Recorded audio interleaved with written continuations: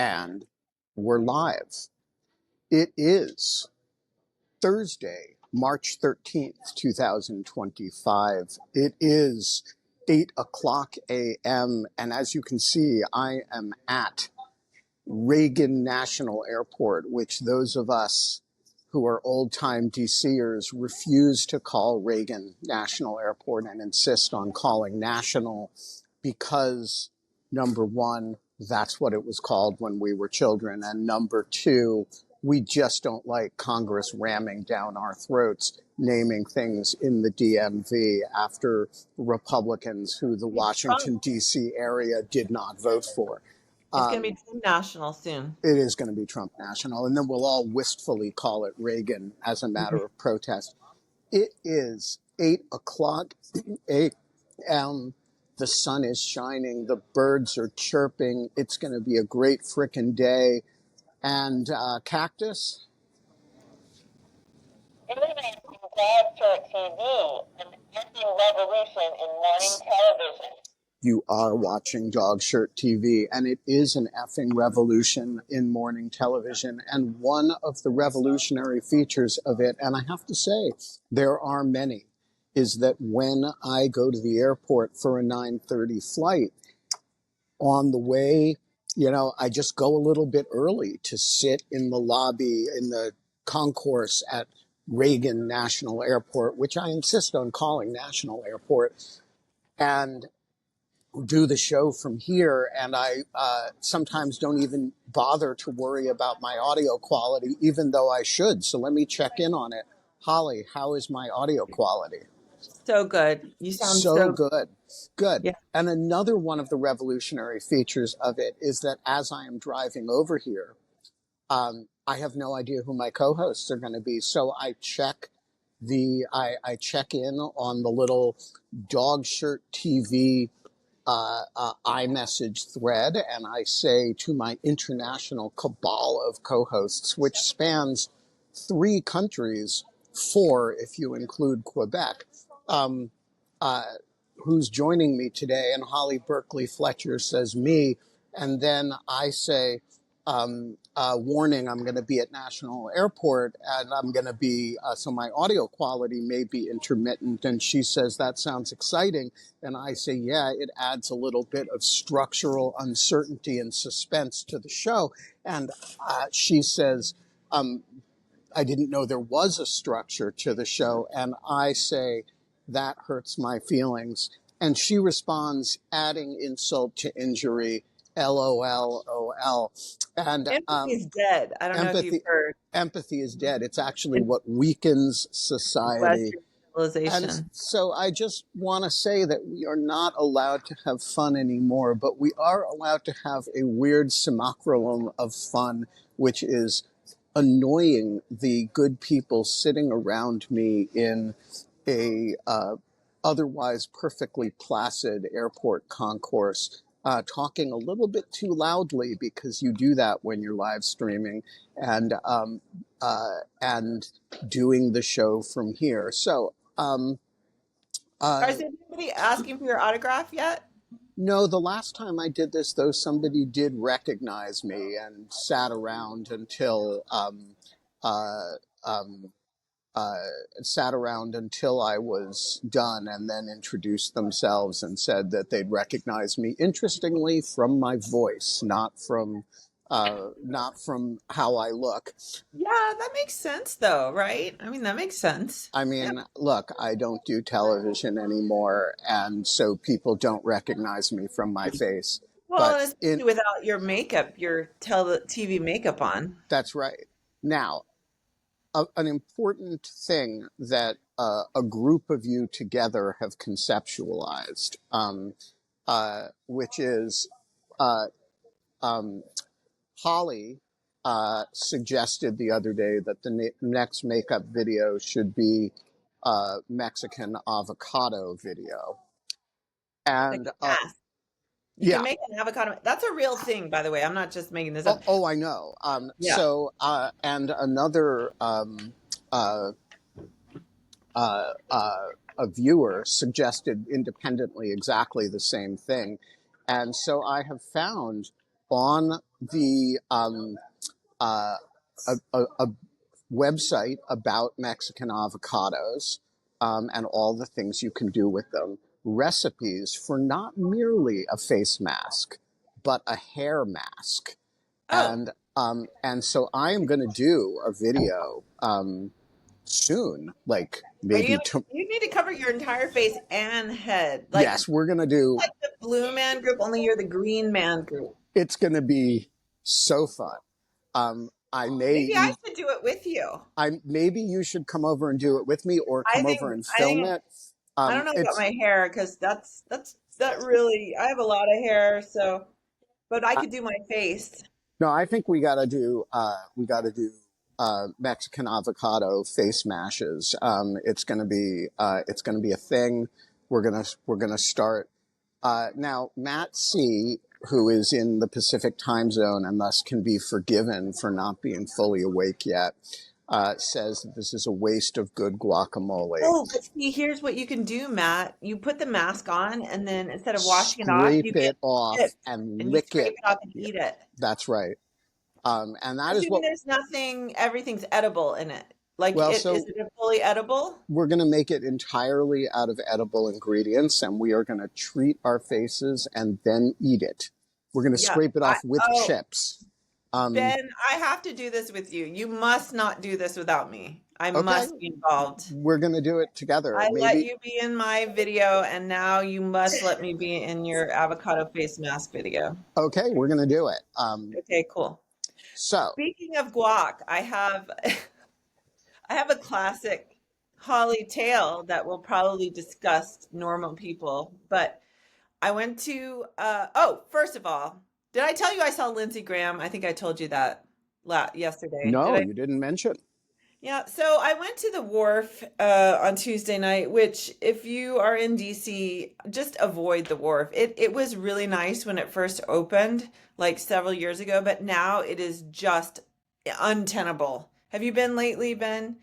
It is so crowded and crazy. It takes you like an hour to get from the turnoff from the freeway just to the parking garage, and then the parking is like $5 billion. I mean, it's like Wow. anyway, and then You could take the metro. this is a Tuesday night. Okay, this is a Tuesday night.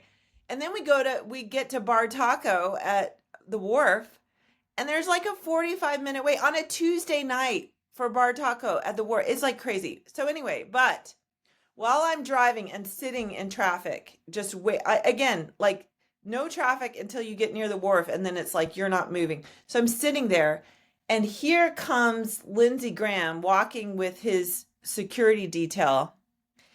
And my instinct was, and my plan was, I was going to roll down the window and like yell at him.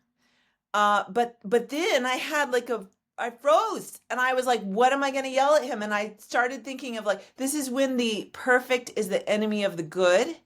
You know, like there's a million things. Like I could have just said, don't abandon Ukraine. I could have just yelled John McCain, like honestly.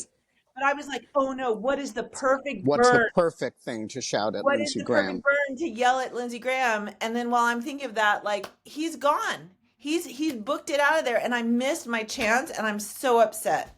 But Don't worry. No, don't worry about it, looks very Holly, miserable. because somebody else did it. I promise you, there is no way he went for a walk on the wharf and somebody didn't yell and shame him. I hope so, because I felt very I felt it was a missed opportunity, and then I feel tremendous regret and tremendous guilt. I feel like that was my responsibility, and I dropped the ball. So Holly, I apologize to all Americans and to all Ukrainians. I absolve you in the name of the Father, the Son, and the Holy Spirit. Okay, I thank you. But back to my guac story, okay? So we go in, there's a 45-minute wait at Bar Taco, me and my friends. But there's place at the bar, so we like go sit at the bar. Well, left at the bar ahead of us is a almost pristine, someone had left a thing of guac and some chips. Okay, And this is an awesome setup here, because I want you, before Holly goes on, I want you all to think about how much something has to be eaten at a restaurant or a bar before you don't touch it? Is it merely that somebody else ordered it? If it's almost pristine but not quite pristine and you don't know, But it was it, like chips and then like a guac, like, and presumably now there could have been a double dipping where they had eaten and, but and Ben, here's the there dirty could little have been a secret about vomiting Holly. situation that you didn't notice, right? Like, Okay, but here's the thing about Holly that disgusts like all human beings except for me. Like I whatever it was, I if it looked yummy, I'm eating that. I'm eating it because honestly, I grew up in a boarding school. I'm immune to everything. okay, I look, haven't thrown I up am in like totally with you. decades. I will eat off strangers' plates, Yeah. and I don't want to hear it from people who think that's disgusting, but hit on strangers. Like, there are things about which other Hate people on can't. strangers, do other things with strangers, Yeah, do a lot of exactly. Who can't exactly. who can't control themselves in other areas. Uh, if I see food and it's going to go to waste, I'm just fucking eating. And and Hungry. And you know what? Even my American friend, my regular American friend, as opposed to me, who's not a regular American, even he was like, "Yes, we're eating that no, guac." you're a great American. You're not a regular American. So anyway, so yeah, we ate, and honestly, I was surprised at him because he's usually judging me for things like this, and he was digging into that guac too. And we ate like we basically got an entirely free thing of chips and guac at the bar taco. Okay, so next question in this zone. How much of it would have had to have been eaten? Let's say it had been half gone. Would that have changed your perspective on it? No, no, What if because there had just been like a few like uneaten bits of guac at the bottom and a few chips? Do you finish I the probably eat predecessor? maybe the chips. I would probably eat it. I mean, honestly, why? I don't see the problem. So you wouldn't look at it and say the person here previously could have had measles or tuberculosis I'm immune to and every. I'm actually immune to tuberculosis. I was treated. I had a full year-long treatment for tuberculosis because that's I cool. tested positive. How So old I were you? literally can't get tuberculosis. I was How old? 12. Yeah, Yeah, well, awesome. I Um, grew up around a lot of it tuberculosis. killed John Keats, but it wasn't enough for Holly.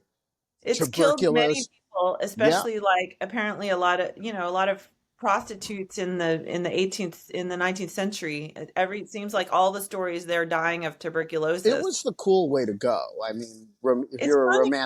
if You you're like a cough. romantic poet, you want to Yeah, cough up blood at the end. And yeah, it does add to your writing. It's like the blood, sweat, and tears kind of thing. But anyway, yeah, no, I am immune to tuberculosis, and in fact, that's another fun story. fun Whereas stories about tuberculosis immunity yeah, so from I never Holly had Fletcher. symptoms. I never had symptoms, but because I tested positive, I had to undergo the full treatment. And then that really complicates your life from there on out, which you may not realize. If you've ever tested positive for tuberculosis, and if you've ever been treated for tuberculosis, your all of your future tests will also come up positive. And oh, is someone asking for your autograph right now? Is someone asking for my autograph? No, somebody is asking a different question that I have no idea what it is, and I rudely waved her away because I'm, live Okay. streaming with you, and I cannot be interrupted. All right. Well, I'm about to tell you the exciting conclusion to this latest story. And that is so you, and then like, it always asks you, like the doctor's offices, like, have you ever had TB? And unfortunately, now I'm just not on it. I just say no, because if you say yes on that, and then I always did a yes and then asterisk, like I never did, like that creates huge problems. For instance, if you are about to give birth in a hospital, okay, and they come and you're like 8 centimeters dilated, and they come and they're like, oh, we actually forgot to ask you if you've ever had tuberculosis. And you say, well, sort of. They're like, what? Oh my God, we have to do something about this. And I'm like, I'm giving birth right now. I'm very busy right now. And they're like, no, you can't give birth in this hospital if you've had tuberculosis. When was your last chest x-ray? And I'm like, I don't know, like a million years ago. And they're like, oh, we have to do a chest x-ray right now. And I'm like, no, like I'm giving birth right now. I don't know if you realize that. And they're like, no, we have to do a chest x-ray. And I'm like, are you fucking kidding me? And they're like, yes. So they literally, I'm like in labor and they wheel in. Fortunately, they had like a mobile chest x-ray thing, but they like wheel in a whole chest x-ray apparatus. And they're like, insist I get a chest x-ray. And then I don't know what they would have done if there was something in my lungs. Like, what would you do? Like, oh, I'm sorry, you have like some phlegm in your lungs, and so therefore you're going to have to give birth in the parking lot now. I don't know what they would do about that. Well, So, we so from invite. then on, I just lie. I'm just like, no, I've never had tuberculosis, and it's none of your damn business. So I am all for lying to doctors about inconvenient facts because there is this whole field of preventive medicine. And, what that means in practice is inconveniencing me with tests that we know the outcome of in advance, or in this case, inconveniencing you with chest x-rays that we know are negative. But there's that little bit of radiation that you and the baby, might find useful. That so yeah, I think all roads lead to lying to doctors. Yeah. Yeah. Yeah. So anyway, Um, that was a huge mistake. okay, so we've gone from eating other people's guacamole to uh, uh, um, uh, tuberculosis. I think the theme is gross stuff. Oh, I have so much of that though. Yeah, well, So, you're the champ because you had the chigger. oh, you want to hear about another thing? Actually, do you have anything you want to talk about? We should ask you, like Well, for you should real. you I have should a ask list. I have a you menu should of ask things me that does where not include you gross should ask stuff. me where I'm going Um, and why I'm that you might wearing want a to talk jacket. about. I don't know. You should ask me where I'm going and Oh, why Ben I'm is wearing frozen. a jacket. Maybe he has tuberculosis. Maybe he's like coughing blood into a handkerchief, a laced handkerchief. Like, what was her name in Moulin? Like Santine, or like what's the character in Oh my gosh, am I just left here? Is this still going? Am I just by myself on this thing? This is terrifying. What am I gonna do? Oh my gosh, can someone just come on and like babysit me, please? Oh dear. Should I tell you? Okay, I'll tell you about a Nairobi eye. Do you know, should I tell you another gross story since we're waiting for Ben? Greek chorus? Please. Yes, everybody wants. Okay, so there's this tiny bug in East Africa. Now in Kenya, we call it a Nairobi eye. Um, I've heard it's called other things. It usually comes out during rainy season and in rural areas. I haven't really seen many in like an urban area. So if you're just, I haven't seen many in a number of years. So actually, I don't even know if they're around anymore. But they're a very tiny bug, like a long, thin bug, striped red and black. They're actually quite pretty, and they look completely harmless. Oh, there's John. Good Okay, morning, but I'm Holly. gonna How are finish my you? story. Do you want to know about Nairobi eyes? Yeah. Not actually, but I'm happy to provide moral support. Oh, well, what do you want to talk about? Oh, I just didn't want you to feel abandoned, so I thought Oh, it was that's very important. sweet. And I have a suspicion it's challenging for others to join in the absence of Ben. Well, I certainly can't do anything for anyone because I don't know how any of this works. So I just click on my buttons and then I'm here and that's it. So anyway, but I can keep telling people about the Nairobi eye. So this bug, which looks very harmless and actually quite pretty, and is harmless if you just don't smash it on you. But if you smash it on you, it the juices of it cause blisters to form all over your skin and they spread. Okay, so like if you get a little bit here but then you touch that and then touch that, like it spreads, like it does a whole cross contamination thing. So once you get some Nairobi eye on you, like it can spread. And then in the dorms in high school, we had an outbreak, right? And again, this is why I mean, I am are you not. suggesting your compatriots were spreading it on your peers? Well, you can't help it. It's incredibly it's contagious. Like it spreads. So like and again, this is why I don't uh balk at eating leftovers that someone left on the bar, because if you grew up living in a dorm with like 22 other children and that's how you grow up, like if you are still alive at the end of that process, both psychologically and physically, I feel like you're indestructible. It sort of Um, it sort of feels to me like Africa has scary versions of the ordinary things we have here. Like here we have stink bugs, and you shouldn't squish them because they'll smell bad. But that's not in but big Africa, deal. you Yeah. shouldn't squish them because it will be bad. Yeah. It's just everything is magnified. It seems I don't know. I mean, which way did the evolution go? Did Africa did these things migrate to the other parts of Pangea and then sort of get muted, or did they go to Africa and get worse, or what's the history here? Well, I don't know about that, but I feel like the people are tougher for sure. Well, Like, for sure, when you have to face adversity, uh, you you know you get tougher stuff. Although I do wonder, 16-year-old Holly Berkley Fletcher, if asked to it was just remove, Holly Berkeley at that point. I apologize, yes, if asked to, I didn't get married the first time until I was 19. So well, I, I mean, girls in Africa are tougher, but yes, you also get married at like 16. So go um, ahead. yes. So I just 16-year-old you, could you remove a jigger from a 12-year-old? I just want to, I mean, if I Am I had, back? you are you back. are back, but Oh, you're sideways. I don't know why I'm sideways because Okay, I was well, right side up before, but now I am. I mean, Now if I, I'm John is interviewing me, and if I about. had to remove a jigger from any toe, like I feel like I could do that. I wouldn't want to do that, but I feel like I could do that. whereas a 16-year-old girl in the U.S. probably a lot less likely, or the median 16-year-old girl in the U.S. probably not up for. Oh, I don't know actually. Well, My children can't do anything. have you taken them to Africa?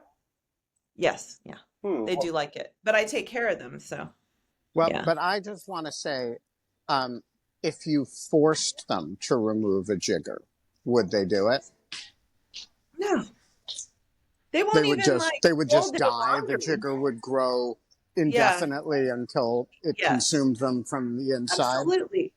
Let me tell you, if somehow I died and my body was like lying in the house, they would step over it.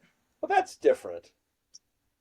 So I that They mean, would be would out step of over it respect for because it you. would be too much work to call someone about it, or certainly not to clean anything up. well, but And this way, also the dog could eat my corpse and they wouldn't even have to feed the dog. I think we should So, have one of your kids on um, uh, to discuss. Am I still oh no, sideways? no, you no, look you're right. upright. And no, I disagree. I think we need to build up the suspenseful tale of the children of Holly. Just you know, build it up and build it up and build it up before we pop the bubble. Having them on would ruin that suspenseful But I don't know. climb. I But I don't think think, my kids are unique. My observation of American children is that they're completely helpless but and shouldn't they we? are kind of lazy. But wait, shouldn't we Stereotypes. create like a virtual reality game for your kids in which your corpse is lying in the? They suddenly discover you lying and in the kitchen, and we find out how resourceful they are. Like, can they actually organize a funeral? Do they call? Do they have let the dog feed off your body? Um, you know what? Like, what's the? I think this is like what VR was made for. It's sort of scenario planning to figure out how resourceful our kids are. Well, could be interesting. My daughter, to be fair, my daughter would probably do I mean, something I about it, think the but my fundamental son thing would here is definitely that not. human beings. My son wouldn't even notice the stench because that's how he smells on a normal basis. So, I think the fundamental thing here is that human beings rise to the occasion, and if you place them in a The situation smell where rises to the occasion. oh no, oh no. I hope no one punched you off screen, Ben. Nobody has punched me because everybody's politely ignoring me as though it's perfectly normal to sit in the middle of an airport and live stream. But neither of you has asked me where I'm going or why I'm I was wearing just a going to jacket. ask, where are you going? Well, we can I see you're am at Charlie 26, so anyone who has an iota of detective skills could determine where you were going if they wanted to. Oh, you're going to Boston. I am going to Boston Why because are you going to Boston? I'm going actually not just to Boston, but to John Hawkinson's hometown of Cambridge, Massachusetts, for which I am wearing a jacket with a dog shirt, as you'll notice, because we are doing an event for the Escalation podcast at Harvard today, and having done one at Yale the other day, which took me to New Haven. And John, you should drop by. Oh, what time is it, Ben? 12:30. Oh, I'm available. Yeah, you should come by. Nastya will be with me when I land in Boston, as will the estimable Tyler McBrien. But they are already there because they're not the sort of people who fly up and out in the same day. I am the sort of person who does that because any day that I stay in a hotel is a day that I really do want to slit my own throat. So I even my favorite hotel in the world, which is the Charles Hotel in Cambridge, which, by the way, has, as Ev Gamont and I have discussed at length, has a weird pig theme through the entire hotel that is completely incomprehensible and explained never. And so someday we're going to have to do a little exploration of this subject because it's weird as hell. I always thought it was related to Henrietta's Table, the restaurant there. Carol asks, and I realized I also wanted to know, is this event at Wasserstein or, where Harvard's a big place? It is not at Wasserstein, and if you hold on just a moment, I will figure out where it is.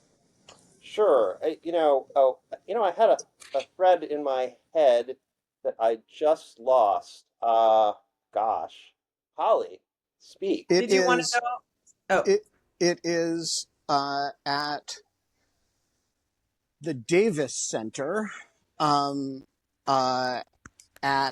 GGIS South in S354, and I will include a link so that people who want to join us can register for it and find out all the details. Here is, and if you are one of the people who likes to show up to troll me at things, fuck you. they probably don't listen to the show. Well, one of them at least does, and then he accosts me figures out where I'm going to be and accosts me on the street. And so you know who you are. You know who you are if I'm talking about you. You're welcome to join us if you want to schlep to Boston today. But if you want to not show up, that's you're welcome to do that too. So, Ben, when you mentioned same-day air travel, this reminded me, I have a philosophy about time to arrive for airplanes, and I think it's simple and straightforward, and it's simply this. If you're always on time to every flight, that means you are arriving too early. Because the only way that I will fight you to the death on this. The only way you can measure whether or not you are arriving early enough is to miss at least one flight within the period of measurement. No, you are so wrong, John. And in fact, I feel this is one of the issues that I feel most strongly about and has come closest to causing a divorce. Is this because of international versus domestic travel? It doesn't matter. Okay. You get to the airport very, very early because you never know what's going to happen. And also, then you're at the airport, you can do whatever scrolling or working at the airport than you could at home. Okay, there's a correct answer to this question. And it is the opposite of the way I'm behaving, which is I got to this flight an hour and a half early because I had a live stream to do. The rule is John is right unless you are live streaming, No, in which wrong. case Both wrong. Holly is right. You're both wrong. Always do your live streaming after TSA. Don't so you want to get to the airport in time to go through TSA, get a cup of coffee, and find a nice table to do your live streaming. Getting any minute of your life that you spend in an airport unnecessarily, Holly, you're never getting that time back. And No, if you you're never getting the emotional energy and stress back of like having to run through. There's no need who's for that. stressed? Exhilaration. However, I am completely comfortable with missing flights. I Nothing do I goes. But then you have all the time to fix it. You have to like call and like go on like you have to Where's your fix sense it. of adventure, Holly? But I want to point out the thesis I put forward was not that you need to be late to flights. It was the only way to measure is to be late to at least one so that you know how close to cut it. Now, if you're No, not in I your actually interest, think yeah, I Ben, think you have there's a another stronger way. thesis than I do.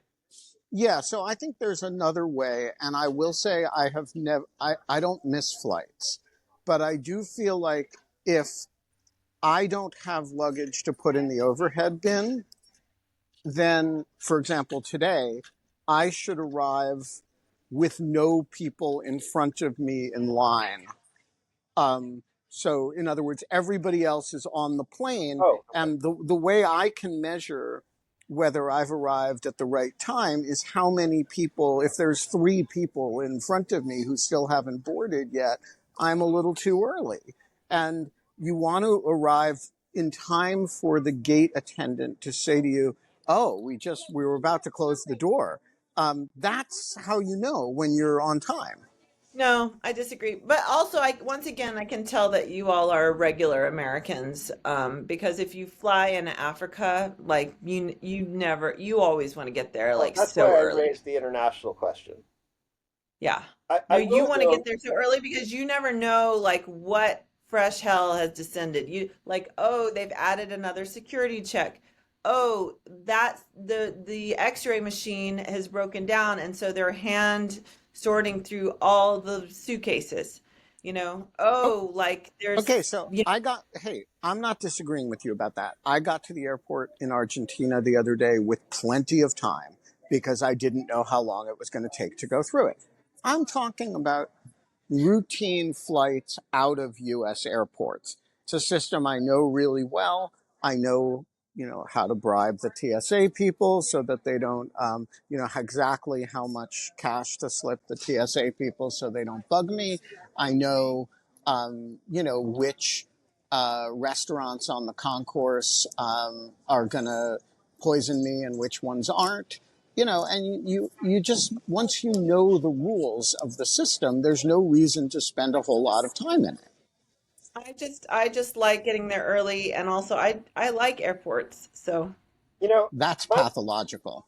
it no, does seem. what's not to like? It's like a nice indoor place. You can walk around. Well, There's they people slapped watching. There's Ronald all these Reagan on it, bars and so restaurants. There's shops. I mean, good grief. they It's like some sort of paradise. they slapped Ronald Reagan's name on it. Also, I mentioned in the chat, but you guys didn't notice.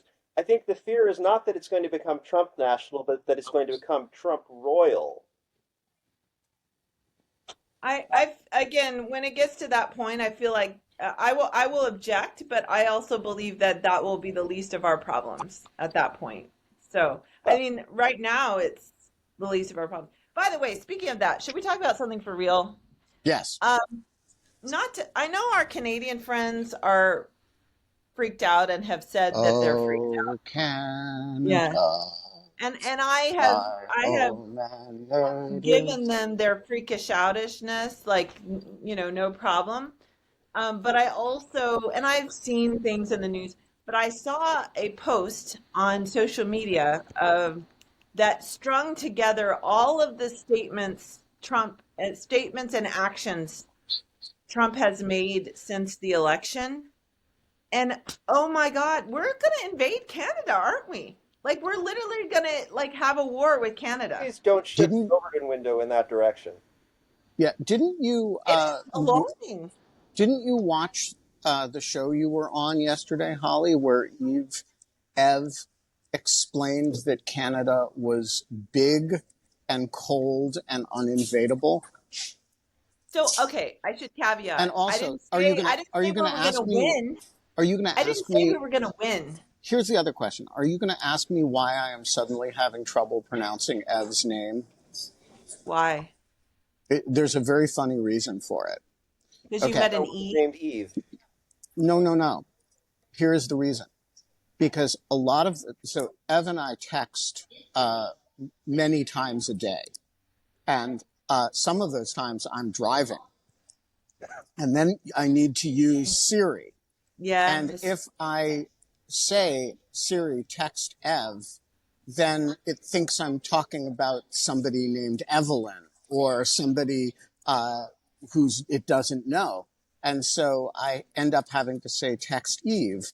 And then the result is it has screwed up my ability to pronounce her name properly.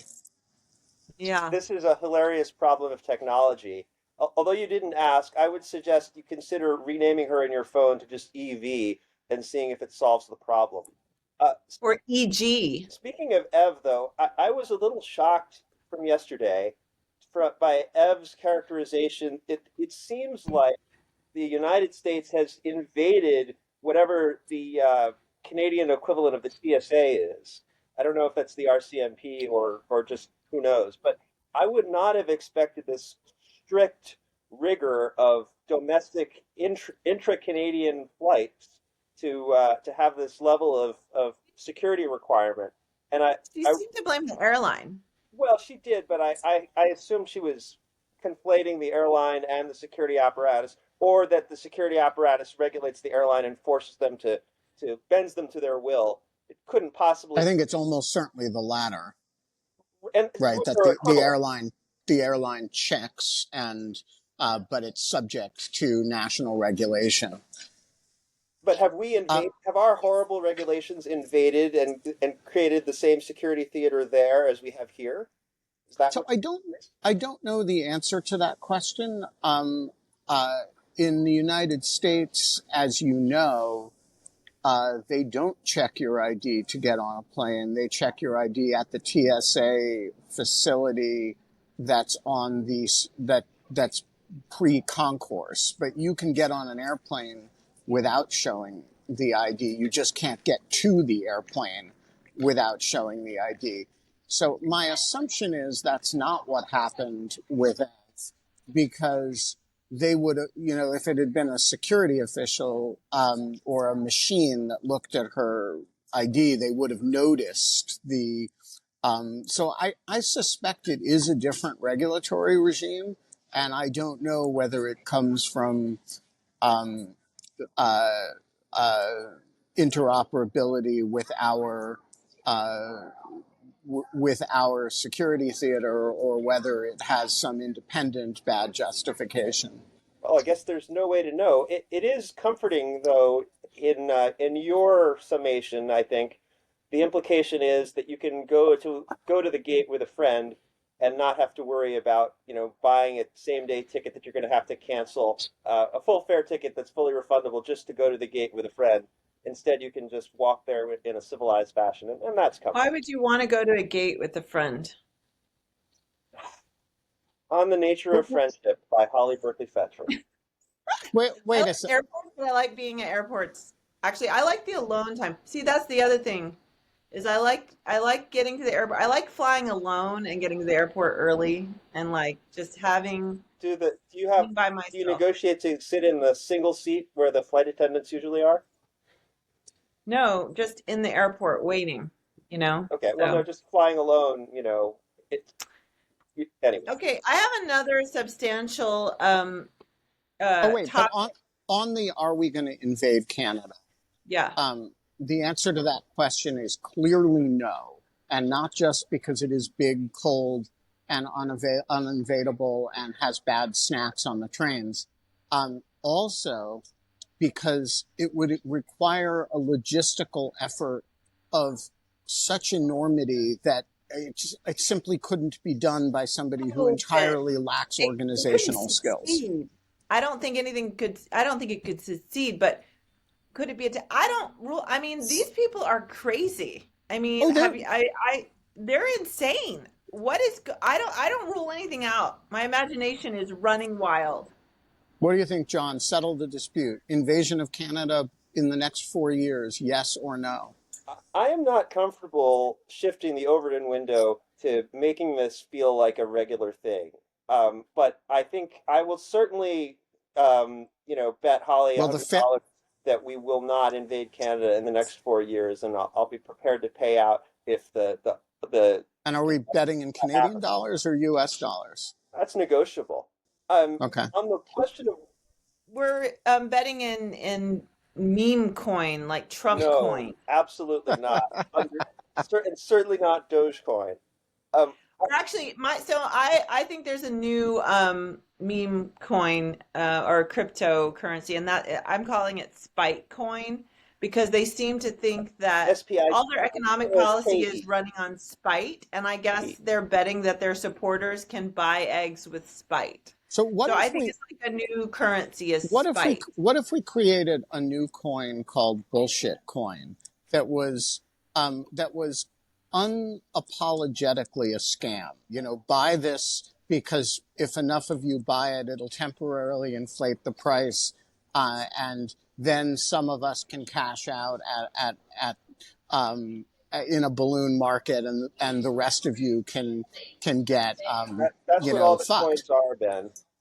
I know, but they don't say that's what they are. I'm talking about being honest about it. Yeah, scam coin. It was suggested in the chat that euros were the right thing for the bet, and I think that's fair. I would say so. I did want to offer a personal psychological point, which is despite my detestation for being extra early, it's maybe this is maybe I'm bimodal here, but I have realized that although I hate standing in line, I am willing to enjoy it if I am first in line, and only if I'm first in line. Maybe this is channeling my inner Anna Bauer, but just so I will show up to the train to maybe this is also related to our problems with the Boston subway system that have recently gotten a lot better. But I'll show up to the train to New York early enough just to be first in line, and you get these special privileges like there is no line, so you get to decide where it starts and to create a bollard just because they aren't set out, and to be there when people confusingly ask if is this the train to New York, and there's no train there yet, so you can say I'm guessing it's going to be on this track, but it might not really be. So I don't know what that says about me psychologically, but I thought I'd offer it in counterpoise to the idea of being late to everything. Or no, I believe in getting to trains a little bit early because then you get your choice of seat. But planes, the seats are assigned. There's just no reason not to walk on the moment before they close the door. Okay. Holly, you had a serious subject you wanted to discuss. Okay, before that, because you mentioned Anna Bauer, you need to get Anna on the show because she and I want to do a whole Taylor Swift thing together. And then also, I want an update from her on her epic quest to find out who the actual administrator of Doge is. Stay tuned on that. We have a cool feature coming on exactly that question. You're Good, right because that I'm following her quest. It is an inspiring. It's kind of it's giving Lord of the Rings. Some women seek love, some women seek food. Anna just wants to find the administrator of Doge. Discuss Taylor Swift with Holly. So right, so we're going to have her on. We're going to do that next week. Tomorrow, of course, we have the estimable Lisa Kaplan coming on. And Lisa is great fun, and some of you know her as an expert on disinformation, but she's also super funny and has feedback on the makeup videos for me, apparently. So she's going to be on tomorrow. And then we've got some other fun stuff coming up next week. So, A few people I'm trying to book. So, but anyway, other topic. The SAVE Act. I've mentioned this in the chat a few times with the, have you heard of this SAVE Act? only Because from women, you. oh, well, you need to look into it because I don't know whether to be freaked out. Women are flipping out about this thing. What it is it's a voter, it's in Congress. I think it passed the House already. I think it's in the Senate. I don't know what its chances are of passing.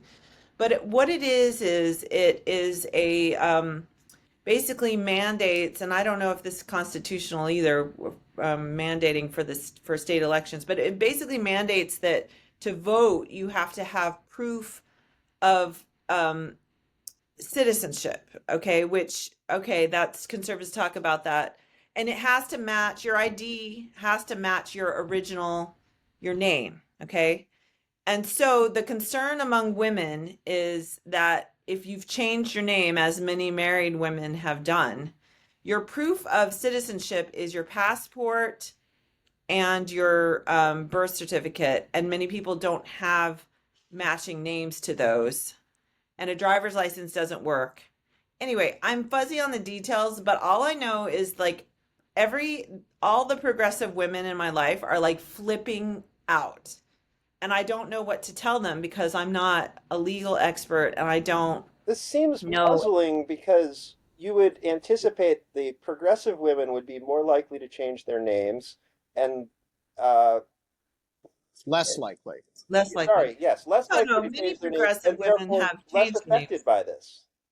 Well, the point is whether it affects them personally, they are concerned Well, that therefore, women as a class, it large suggests numbers it's of not women the as a class. intent of this bill, and instead the intent is to persecute people who have different gender identities and No, all no. those. Actually, John, you're wrong about this because the Christian nationalists, Theo Bros, there's actually serious discussion in these circles of taking the franchise away from women. And I'm not making that up. That is a real thing. And so many people think that this is one of the intentions of the bill. Many Christian nationalists want to repeal the 19th Amendment and go to a household form of suffrage to where the man of the house decides how the household will vote. And I'm like literally not making this up. This is something that people have said out loud and in writing in these Well, circles. I think that this warrants a read and figuring out what the prospects for this bill actually look like, and whether we should worry about it because it's symbolic but not going to pass, or whether we should worry about it because it is going to pass, or whether we should not worry about it because it's relatively innocuous. And I will have to study that. And can I Well, get back to actually, you on it? I think maybe John Hawkinson is the perfect person to research this. No, thank you, Holly. I will look into it. And we can also get a guest who knows something about it, maybe from the Campaign Legal Center, or the National Women's Law Center, or one of those organizations that thinks about these. Or maybe Emily's list. Yeah. I mean, I don't know who's studying it. That's the question. Yeah. So let's poke around and see who's had interesting things to say about it from either an alarmed or a not alarmed perspective. And Well, let's. I think this is a pretty, mostly what I've read about it is from activist types and journalists, and I would really like to hear from some sort of legal person. I think this is also a tricky one because there are bad attributes associated with this bill that are other than the concern Holly raised. And Yes. so it could well be that there are folks who are advocating for this that are not advocating it for the reasons that Holly expressed, but nonetheless are doing so, and it's problematic. But it's sort of, well, there are multiple axes here that might make it a little tricky. But I'm sure any expert who's aware of it will know about that. Well, a little tricky is another word for interesting and worth spending an hour shooting the shit about. So let's put that on the By list. Chip Roy. There's your red flag right there. Chip Roy is not only nefarious but not bright. So All right, we are going to wrap up a little bit early today because I have to get on a flight, and so we'll and be we've back. accomplished pretty much nothing today, so we might We as well haven't. just Well, I Well, we don't know almost got to about the that. government shutdown. Yeah. we Oh, can by get the to way, the anything. government. There's a whole The list of things we can get to. We run talked down about run the down eyes. your list of things we didn't get to. Well, I was going to tell you about the chief of the Ugandan Defense Forces. I was going to get your advice on dealing with Trump supporters in my life and in our lives, those of us who have them. I was going to ask you about this influencer, this Doge woman at OPM who is using her government office as an influencer runway. And That's what the government's for, Holly. exactly, and the government shutdown. But we didn't get to any of that because we talked about tuberculosis. Yeah. So Well, so first of all, tuberculosis is more important than any of that, because tuberculosis can kill you, and influencers at Doge can't kill you, at least not yet. Um, uh, but we're going to talk about all of those things, and yeah. So John Hawkinson is absolutely right that TB kills women in opera.